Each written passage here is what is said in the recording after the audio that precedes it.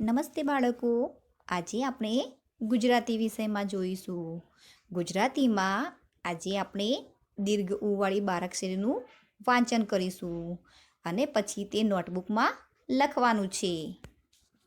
વિષય ગુજરાતી. સમજો અને લખો. અહીંયા આપણે દીર્ઘ ઉવાળી બારાક્ષરી આપી છે. શું છે? દીર્ઘ ઉવાળી બારાક્ષરી છે, જે આપણે બોલીશું અને લખીશું. તો તમે પણ મારી સાથે બોલજો. આ શું છે? પહેલાં કને દીર્ઘઉ કુ. શું છે? કને દીર્ઘઉ કુ.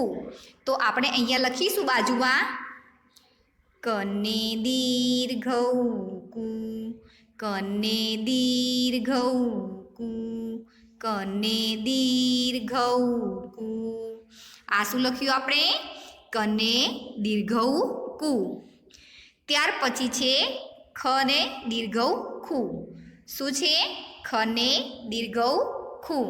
તો આપણે અહીંયા બાજુમાં લખીશું ખને દીર્ઘઉ ખુ, ખને દીર્ઘઉ ખુ, ખને દીર્ઘઉ ખુ. આ શું લખ્યું આપણે? ખને દીર્ઘઉ ખુ. ત્યાર પછી શું છે? ઘને દીર્ઘઉ ગુ. શું છે? ઘને દીર્ઘઉ ગુ. તો આપણે અહીંયા લખીશું ઘને દીર્ઘઉ ગુ, ઘને દીર્ઘઉ ગુ, ઘને દીર્ઘઉ ગુ. આ લખ્યું આપણે ઘને દીર્ઘઉ ગુ. આ શું છે? ઘરનો ગ. ઘરના ઘને દીર્ઘઉ ગુ.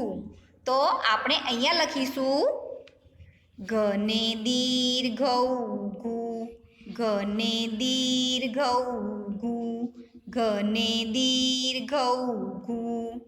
આ આપણે લખ્યું ઘને દીર્ઘઉ ગુ. ત્યાર પછી છે ચને દીર્ઘઉ ચુ. શું છે? ચને દીર્ઘઉ ચુ. તો આપણે અહીંયા લખીશું ચને દીર્ઘઉ ચુ, ચને દીર્ઘઉ ચુ, ચને દીર્ઘઉ ચુ. આ આપણે લખ્યું ચને દીર્ઘઉ ચુ. ચુ પછી શું છે? છને દીર્ઘઉ છુ. તો આપણે અહીંયા બાજુમાં લખીશું છને દીર્ઘઉ છુ, છને દીર્ઘઉ છુ, છને દીર્ઘઉ છુ. આ આપણે લખ્યું છને દીર્ઘઉ છુ. ત્યાર પછી છે જમરૂખના જને દીર્ઘઉ જુ.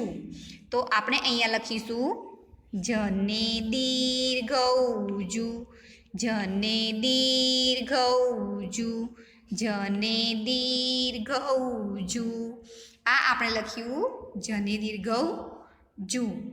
ત્યાર પછી છે જબલાનો જ, જને દીર્ઘઉ જુ. તો અહીંયા આપણે લખીશું જને દીર્ઘઉ જુ, જને દીર્ઘઉ જુ, જને દીર્ઘઉ જુ. આ આપણે શું લખ્યું? જને દીર્ઘઉ જુ. જુ પછી શું છે? ટુ. ટને દીર્ઘઉ ટુ. તો આપણે અહીંયા લખીશું ટને દીર્ઘઉ ટુ, ટને દીર્ઘઉ ટુ, ટને દીર્ઘઉ ટુ. આ આપણે લખ્યું ટને દીર્ઘઉ ટુ. ત્યાર પછી છે ઠને દીર્ઘઉ ઠુ. તો આપણે અહીંયા લખીશું ઠને દીર્ઘઉ ઠુ, ઠને દીર્ઘઉ ઠુ, ઠને દીર્ઘઉ ઠુ. આ આપણે શું લખ્યું? ઠને દીર્ઘઉ ઠુ. પછી અહીંયા છે ડ. ડને દીર્ઘઉ ડુ. તો આપણે અહીંયા લખીશું ડને દીર્ઘઉ ડુ, ડને દીર્ઘઉ ડુ, ડને દીર્ઘઉ ડુ, ડને દીર્ઘઉ ડુ. આ આપણે લખ્યું ડને દીર્ઘઉ ડુ. પછી છે ઢને દીર્ઘઉ ઢુ. શું છે? ઢને દીર્ઘઉ ઢુ. તો આપણે અહીંયા લખીશું ઢને દીર્ઘઉ ઢુ, ઢને દીર્ઘઉ ઢુ, ઢને દીર્ઘઉ ઢુ, ઢને દીર્ઘઉ ઢુ. આ આપણે લખ્યો ઢને દીર્ઘઉ ઢુ. ત્યાર પછી છે અણને દીર્ઘઉ અણુ. શું છે? અણને દીર્ઘઉ અણુ. તો આપણે અહીંયા લખીશું અણને દીર્ઘઉ અણુ, અણને દીર્ઘઉ અણુ, અણને દીર્ઘઉ અણુ, અણને દીર્ઘઉ અણુ. આ આપણે લખ્યું અણને દીર્ઘઉ અણુ. ત્યાર પછી શું છે? તને દીર્ઘઉ તુ. તો આપણે અહીંયા લખીશું તને દીર્ઘઉ તુ, તને દીર્ઘઉ તુ, તને દીર્ઘઉ તુ, તને દીર્ઘઉ તુ. આ આપણે લખ્યું તને દીર્ઘઉ તુ. તો પછી છે થ, થને દીર્ઘઉ થુ. શું થશે? થને દીર્ઘઉ થુ. તો આપણે અહીંયા લખીશું થને દીર્ઘઉ થુ, થને દીર્ઘઉ થુ, થને દીર્ઘઉ થુ, થને દીર્ઘઉ થુ. આ આપણે લખ્યું થને દીર્ઘઉ થુ. ત્યાર પછી છે દને દીર્ઘઉ દુ. તો આપણે અહીંયા લખીશું દને દીર્ઘઉ દુ, દને દીર્ઘઉ દુ, દને દીર્ઘઉ દુ, દને દીર્ઘઉ દુ. આ આપણે લખ્યું દને દીર્ઘઉ દુ. ત્યાર પછી છે ધને દીર્ઘઉ ધુ. તો આપણે અહીંયા લખીશું ધને દીર્ઘઉ ધુ, ધને દીર્ઘઉ ધુ, ધને દીર્ઘઉ ધુ, ધને દીર્ઘઉ ધુ. આ આપણે લખ્યું ધને દીર્ઘઉ ધુ. ત્યાર પછી છે નને દીર્ઘઉ નુ. તો આપણે અહીંયા લખીશું નને દીર્ઘઉ નુ, નને દીર્ઘઉ નુ, નને દીર્ઘઉ નુ, નને દીર્ઘઉ નુ. આ આપણે લખ્યું નને દીર્ઘઉ નુ. ત્યાર પછી છે પને દીર્ઘઉ પુ. તો આપણે અહીંયા લખીશું પને દીર્ઘઉ પુ, પને દીર્ઘઉ પુ, પને દીર્ઘઉ પુ, પને દીર્ઘઉ પુ. આ આપણે લખ્યું પને દીર્ઘઉ પુ. ત્યાર પછી છે ફ, ફને દીર્ઘઉ ફુ. તો આપણે અહીંયા લખીશું ફને દીર્ઘઉ ફુ, ફને દીર્ઘઉ ફુ, ફને દીર્ઘઉ ફુ, ફને દીર્ઘઉ ફુ. આ આપણે શું લખ્યું?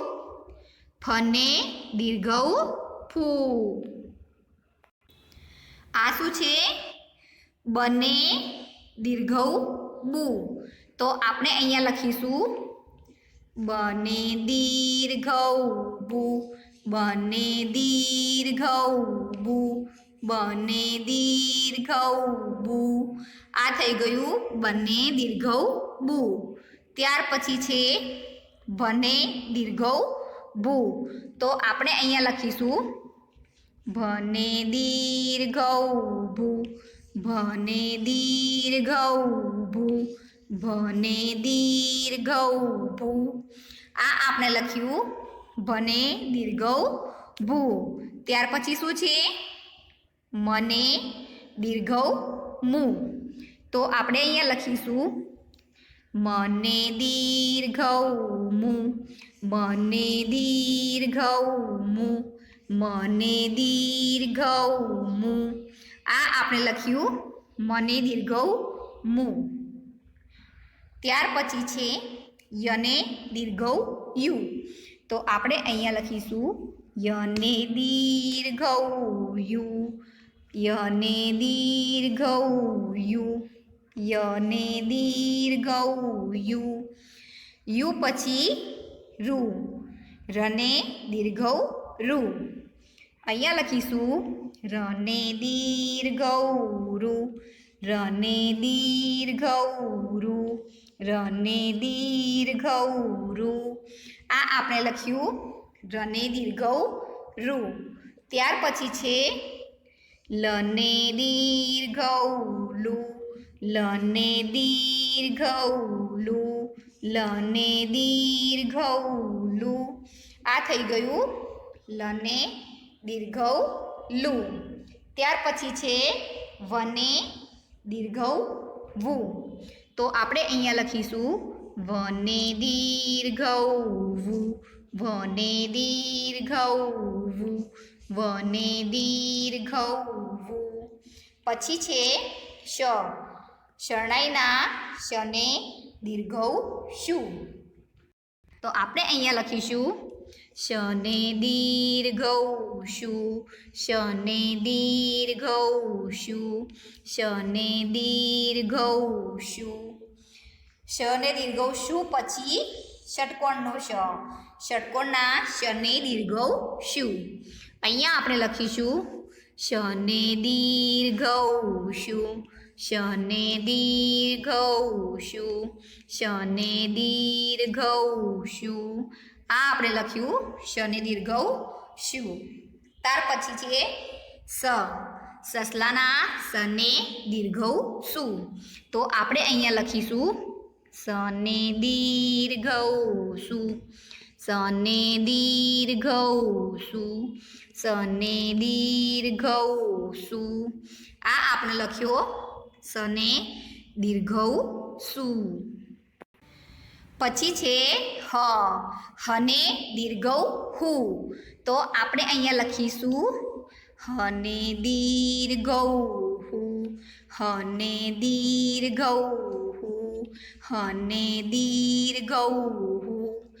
હને દીર્ઘ હુ પછી છે અળ, અળને દીર્ઘ અળુ. તો આપણે અહીંયા લખીશું અળને દીર્ઘ અળુ, અળને દીર્ઘ અળુ, અળને દીર્ઘ અળુ. આ થઈ ગયું અળુ. પછી છે ક્ષને દીર્ઘ ક્ષુ. તો આપણે અહીંયા લખીશું ક્ષને દીર્ઘ ક્ષુ, ક્ષને દીર્ઘ ક્ષુ, ક્ષને દીર્ઘ ક્ષુ. આ લખ્યું આપણે ક્ષને દીર્ઘ ક્ષુ. ત્યાર પછી છે જ્ઞ, જ્ઞને દીર્ઘ જ્ઞુ. અહીંયા આપણે લખીશું જ્ઞને દીર્ઘ જ્ઞુ, જ્ઞને દીર્ઘ જ્ઞુ, જ્ઞને દીર્ઘ જ્ઞુ. આ લખ્યું આપણે જ્ઞને દીર્ઘ જ્ઞુ.